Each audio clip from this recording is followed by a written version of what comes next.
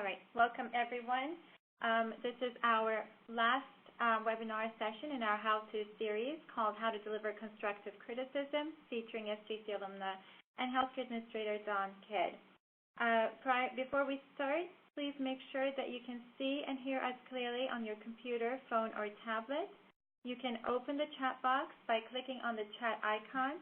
To hear audio for the webinar, click on the phone icon. This is only if you haven't already dialed in via the email instructions that we have sent you. My name is Dee Kaler. I'm the Associate Director of Alumni Engagement at SJC Brooklyn campus. I'll be your facilitator for this session. Just a little housekeeping before we get started. Please note that a recorded version of this webinar will be available on our website. We'll also be sharing the presentation slides with all participants and sending out a survey for your feedback and thoughts following the webinar. If you have any questions, kindly hold on to them. We will be addressing them at the end. Make sure to open the chat box by clicking on the chat icon and typing your questions into the chat box. Throughout this live session, we'd also love to hear from you on social media. So please feel free to connect and chat with us through Twitter and Facebook as well. Our handle is @SJCNY_alumni. We're very fortunate to have Dawn join us today to share her insights on how to deliver feedback positively while maintaining collaborative relationships with our employees. Dawn's professional journey began when she enrolled at St. Joseph's College, where she received a Bachelor of Science in Organizational Management, earning academic distinction, including the Dean's List for Academic Achievement and Senior Honors upon graduation. She also holds a Master's of Business Administration degree from St. Joseph's College in 2014, I believe. With over 2 decades experience in various areas in healthcare, including information systems, human resources, finance, Dawn currently holds the position of Business and Medical Practice Manager, overseeing the supervision and coordination of multiple robust diagnostic and treatment centers with the goal of identifying inefficiencies, all the while enriching the lives of both patients and employees. She's an active member of the SJCNY Brooklyn Alumni Executive Board and an active participant of our mentoring program, serving both as mentor and mentee. So now, without further ado, I'll turn the time over to Dawn. Thank you, Dee, for the introduction. Good evening and thanks to everyone who has joined in.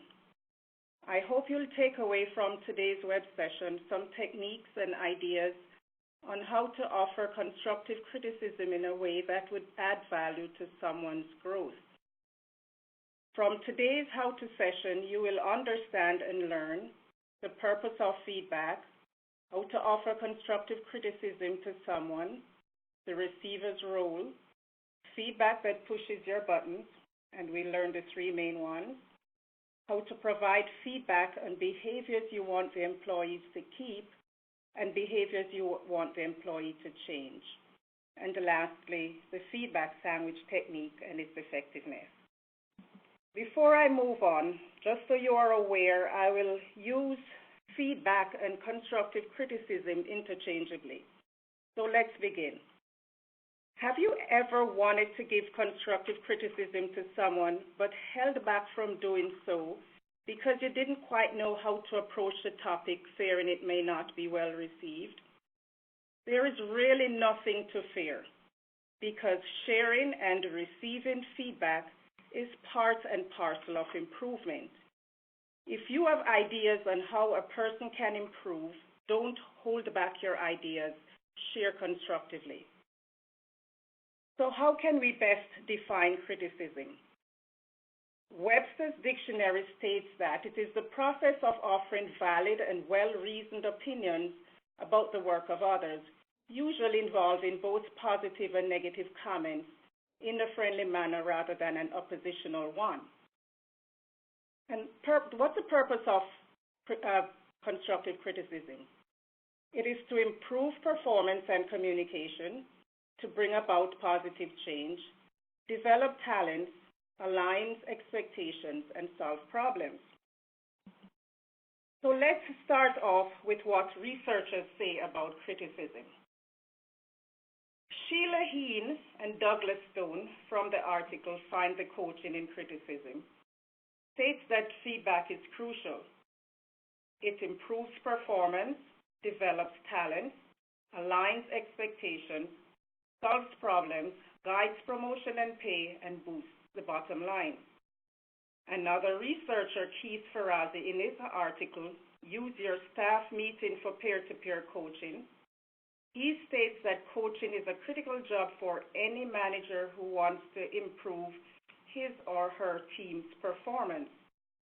But in his findings, he concludes that training alone can improve performance by 22%, while training accompanied by coaching, that is collaborative problem solving, feedback and evaluation, can improve performance by 88%. We just learned from the experts, and they have proved that feedback improves performance and develops talent.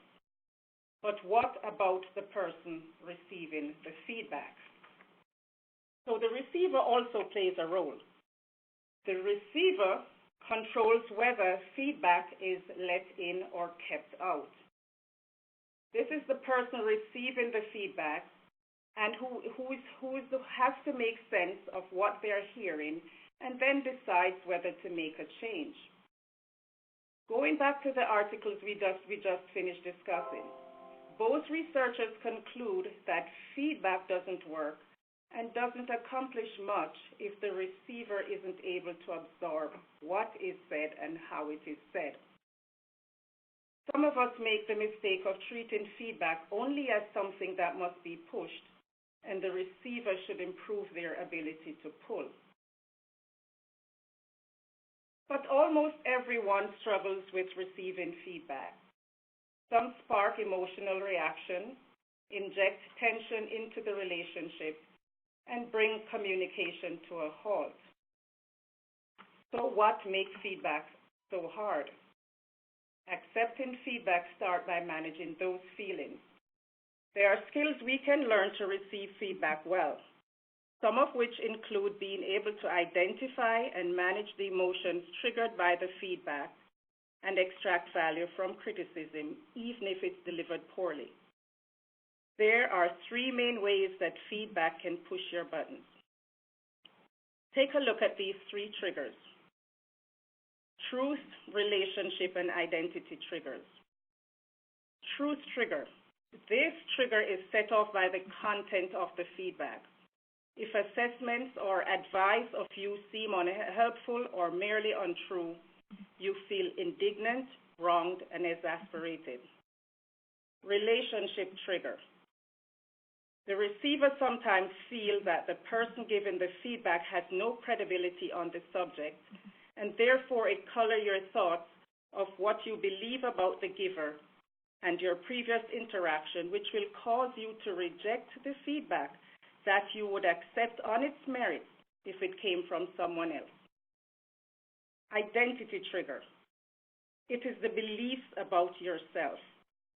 You begin to think whether the feedback is right or wrong, wise or hasty. It can be devastating if it causes your sense of who you are to become undone. In such moments, you'll struggle with feeling overwhelmed, defensive, or off balance. These are normal reactions and responses, and in some cases unavoidable. Let's not pretend we don't have them. Just recognize what is happening and learn to derive benefits from the feedback, even when it sets off one or more of your triggers. So how do we deliver constructive criticism?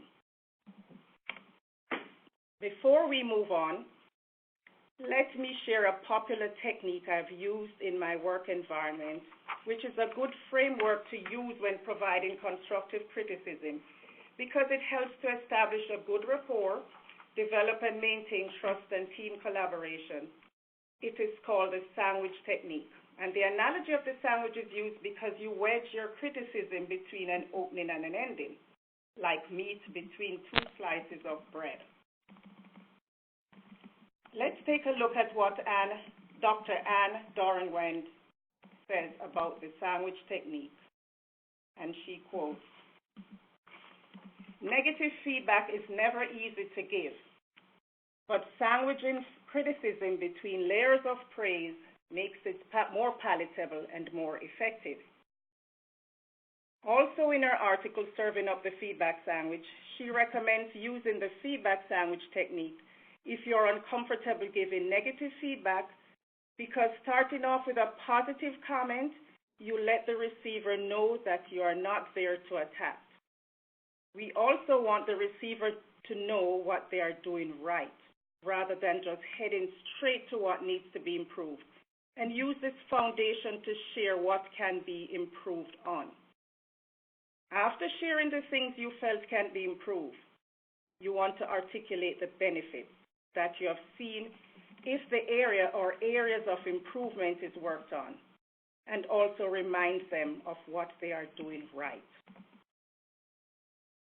The feedback sandwich recipe consists of one specific criticism sandwiched between two specific praise. The meat being the constructive criticism, and the bread is the praise. Both are equally important. So the next slide is an example of an exchange between an HR director and an HR employee after a Department of Health survey. This director, she has highlighted what the employee have done right before moving on to what should be improved to maintain accuracy. And lastly, she spoke of the benefits if the improvement is worked on.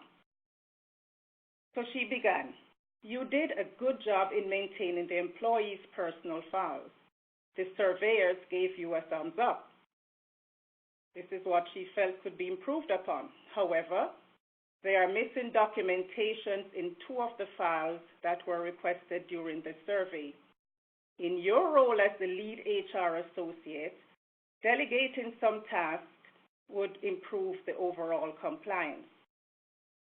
And again, she adds, and she wrapped that up with another positive. "Senior management suggests that the satellite sites begin using your well-crafted workflow to develop and maintain accuracy across the board. Great job."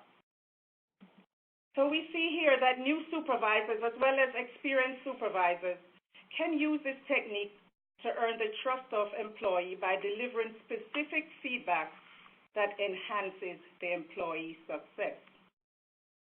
So let's think deeper and flush out the parts of the sandwich.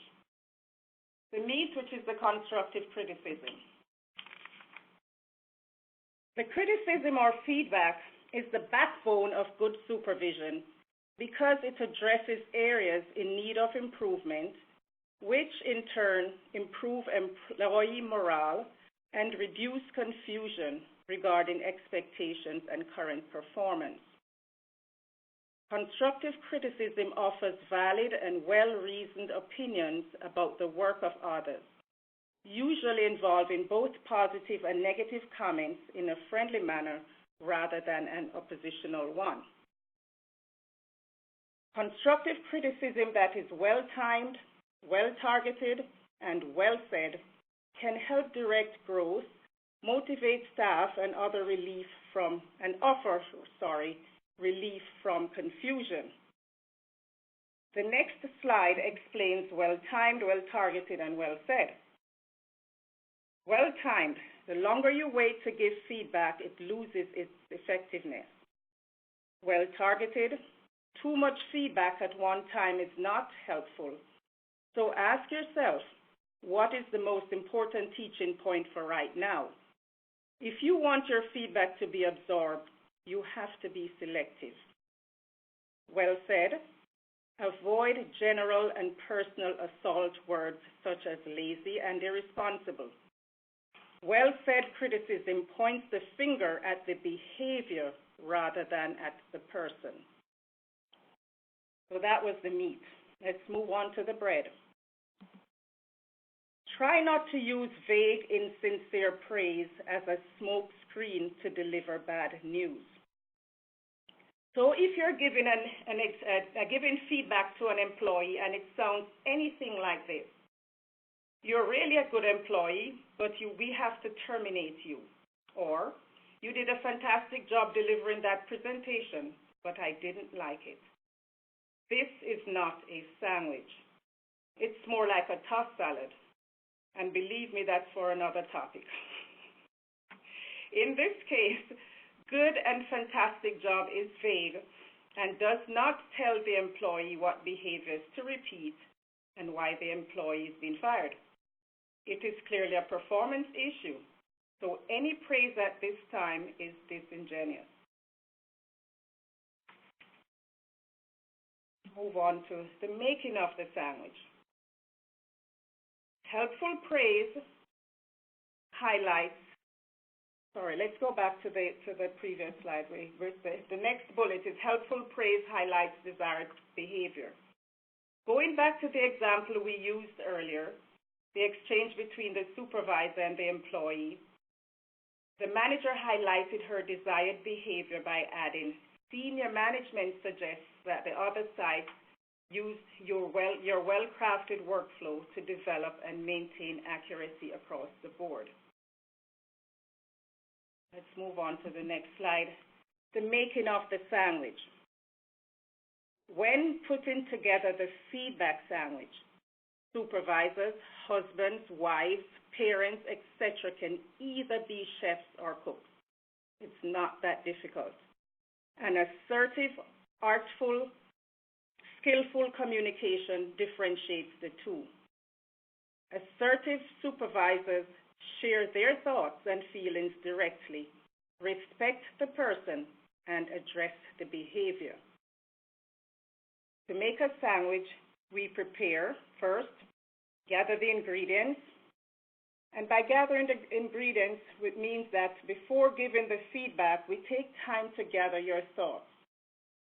The spices, if you are specific in identifying behaviors that are worth keeping, the more likely the employee will repeat them. The meal suggests correction. When giving change-oriented feedback, offer corrective, alternative behaviors to replace the problem behavior. Of course, there are no perfect situations. There are sometimes hindrances that would limit our ability to do. I list here 4 reasons, but I'm sure we can come up with much more. Sometimes the sandwich technique could feel inauthentic because some people feel that you should not give praise for the sake of doing so. It sends a mixed message. Keep in mind that not every bit of praise or criticism needs to be a sandwich. If you have a healthy relationship, be it professionally or personally, there are times when praise and criticism can be given independently. Difficult employee. Some employee would not respond to this technique. Some people are just resistant to feedback and would take it personally. Time constraints. Just not enough time to prepare these steps. The finished sandwich. Great supervisors give great feedback. Feedback sandwich is one way to organize your feedback so it's more balanced and easier to deliver. By offering key behaviors or praise at the same time you're offering change behavior or criticism, you will demonstrate to that employee that you see performance strengths as well as performance deficits. Just a little practice, you'll soon become star chefs. Thank you. Well, thank you, Dawn, for your insightful presentation. We will now go ahead and accept your questions from the audience. Please feel free to submit them to us using the chat icon on your screen. So I'll go ahead and I'll start us off with the first question. So obviously, the purpose of feedback should be for the receiver to get better and to improve him or herself, and not for the giver to feel better, right? So how do you speak up when you feel that the criticism is unfair? How do you speak up if you feel the criticism is unfair? There's Anne Grady. She's the author of a book called The 52 Strategies for Life, Love, and Right. And she states that she gave us 5 process that we could use before, because many times we give our employees or our friend, we give them feedback and we think it's enough. But there are times when the employee or our friend just doesn't feel it, feels like an attack on them. So she asked, although we cannot change behavior sometimes, they're going to be difficult to employ, she asked that we look at we follow 5 steps, a 5-step process. First, we define the problem, describe the impact, tell and ask what's going on, agree to a solution, and follow up. And once we make our expectation clear, once that is clear and the employee or your friend understands why we're giving this feedback, I think they'll be more receptive. Thank you for that. All right, so for those of you who have questions, please type them up. Okay, we do have incoming questions. So one of our participants asks, what is your best advice for those who struggle with being direct with feedback? It has to be direct and specific. And if you struggle with that, I suggest that you practice some more this sandwich technique, because it has to be direct. And we do have times where we have to do crucial conversation. And I call it, we sometimes have to psych ourselves to doing it, but it has to be done. Because if you want to promote change behavior, then you have to recognize that there is a need for this change behavior, and it has to be said. How it is said is what differentiates the change behavior. So here it is, you're going to, once again, follow this 5-step process. You define the problem, and which is easy. So you look for your expectation make sure your expectation is clear. Make sure the person understands. You define the process in that you have details and dates and times of when, whatever happened that you have to, that's the reason why you're going right, or you want to provide feedback. You have details, dates, times, etc. And then you describe, you find out what's going on with you. Maybe that employee has something going on with them. You have to also give the employee or your friend a time to speak, a chance to respond. What's going on with you? Then you agree to a solution. You define again what you want to see. Follow up. If there's a change in behavior, you want to make sure that you also praise that. Right. Appreciate that, yes, and praise that. Okay. Notice it, yes. All right. So you just need to be candid and authentic and care enough to provide that feedback in direct fashion. That's correct, yes. Another question reads, how do you deal with employees that refuse to accept any criticism? And going back to Anne Grady, and she states that, in her book it states that you cannot persuade others to change behavior. And I have an example of someone that I once coached, and I can speak to that because it was like a time where that experience was very troublesome to the team and to the group. We did have a brilliant employee, one that brings a lot of ideas to the table, and let's call her Carolyn, and her, she was just so unreliable, just not meeting deadlines, just not able to follow through. It's very tardy. And I used this feedback sandwich. Once I made the expectation clear, once I said to her, this is what myself and the team is expecting from you.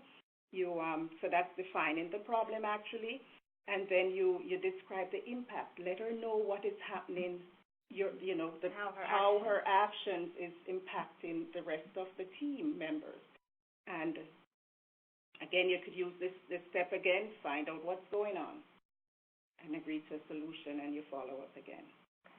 And maybe suggest alternative behavior. And suggest alternatives, right?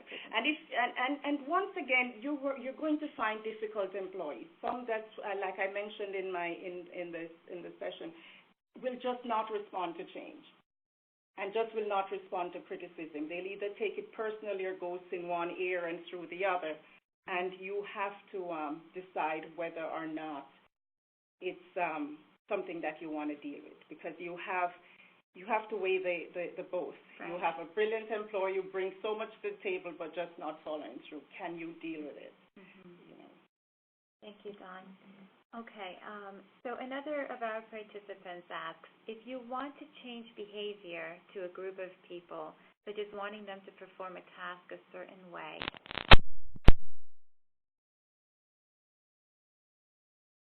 everyone, we hope that you can hear us.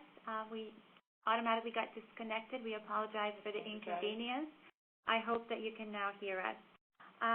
Okay, so you were mentioning about the importance of providing that praise and being specific about that so the receiver actually can pay attention to the feedback that follows. Right. Use that as a foundation, and then you offer constructive criticism. Okay. Always use that positive as the foundation. And then you also, at the end of it, that's why the sandwich is so effective. At the end of it, then you offer reason why this change behavior is necessary, because it will bring about XYZ change. Okay. And then in relation to that, we have another viewer who is asking, what if, in the midst of providing those two praises, the criticism gets lost?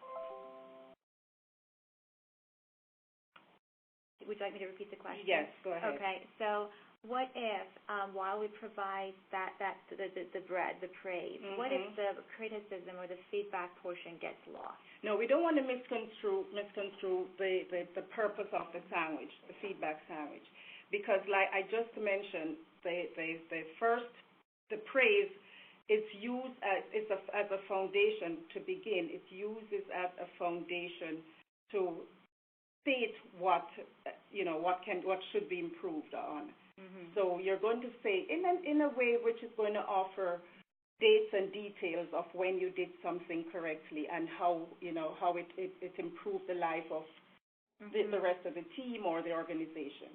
Mm-hmm. That's a given. Because you want them to become receptive of what's going on. That's the foundation. Mm-hmm. Then you state the criticism, and then you offer again another positive that we could use to articulate the benefits. So they don't feel discouraged. So they don't feel discouraged at all. Okay. Yes. So they can focus on the feedback. Right. If the areas, the benefits, if the area is worked on, that needs to be improved is worked on. Okay. All right. Now, and there is another question about how should the receiver respond to the feedback sandwich for it to be most effective? Are there any steps that you would recommend in handling the feedback? Yes. And I have used the 6-step process also as the receiver of criticism myself. And first you want to stop your first reaction. Remember the benefits of getting feedback. Listen for understanding. Say thank you. Ask questions to deconstruct the feedback, the feedback, and request time to follow up. You follow these as the receiver because nobody likes to be criticized. Mm-hmm. Nobody wants to hear the negative. And that's the reason why we have this cushion at the beginning and at the end. So as the receiver is getting this criticism, just stop. Why am I getting the criticism?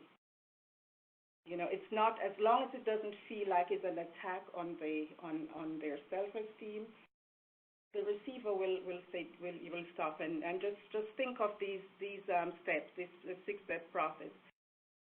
Stop your first reaction. And going back to what I mentioned back earlier about so what about the receiver? the receiver controls the feedback. And everyone struggles with receiving feedback. And it's going to spark emotional reaction, like I mentioned, and and there are triggers. And I spoke about the 3 triggers. You know, the truth trigger, which is probably the content of the feedback, and the identities, the beliefs that you have about yourself, and the relationship may be someone that you don't want to hear the feedback from. So, you know, you just stop and recognize that sometimes the criticism is for there are benefits from the criticism. And I'm assuming that the history of the relationship with, you know, between the giver and the receiver is also important, right? And it sure Making is. sure there is that trust component. But that's why the feedback sandwich technique it's really good, because you don't have to have that great you maybe not have the relationship with this person, maybe someone you're meeting for the first time, and that's why using the sandwich technique is also great too. Yeah. Okay. And now I want to go back to a question that we'd received earlier, just because I think that's when we broke off and they weren't able to hear the response to that. And the question was about how to change behavior to a group of people. So, such as wanting them to perform a given task in a certain way. What's the best way to get them to do that? When you're wanting a group of people to perform a task a certain way, how do you address them? And that also has to be direct and specific. And what I would also recommend is always use facts. Use that pragmatic approach rather than the dogmatic approach in terms of, you know, just stating facts and actual occurrences at any time, and provide that using as the background, and use again the technique and the 5-step process in which to offer that feedback to any group. The pointer here is direct, specific, clear expectations. Thank you, Dawn. All right, so let me see if we have any other incoming. Okay. Our viewer is asking, can you please repeat the 5-step process? Sure. 1, define the problem, ensuring that your expectations are clear. Describe the impact, the actions that would affect you and the team. Tell me what's going on with you. Show an interest in the receiver's point of view, or maybe something personal that's happening in their lives. Agree on a solution. Define what you want to see, and follow up. If he or she shapes up, you want to notice and you want to appreciate. Thank you so much, Dawn. Do we have any other questions from the audience? I'll just wait a few seconds to see if we have any other questions. I think that's it. All right. So I'd like to thank everyone. We greatly appreciate you being here. And before we conclude, I would just like to share a few words about our professional mentoring program. Our mentoring program, known as SJC Mentor, connects current students and alumni in career transition with mentors in their desired career field. The program is a great way to gain firsthand experience and knowledge and network with professionals in one's field of interest. For our mentors, it's a meaningful opportunity to share their personal and professional journey and open the door for career awareness and advice for our aspiring mentees. For more information about the program, please visit the link on your screen. And please don't forget to connect with us on social media for updates on alumni events and news and other happenings at the college. Our social media handle is @SJCNY-Alumni. On behalf of SJC Office of Alumni Engagement, I'd like to thank again our speaker, Dawn Kidd, for her valuable insights, and all of you for joining us today. We hope to see you next time. Thank you.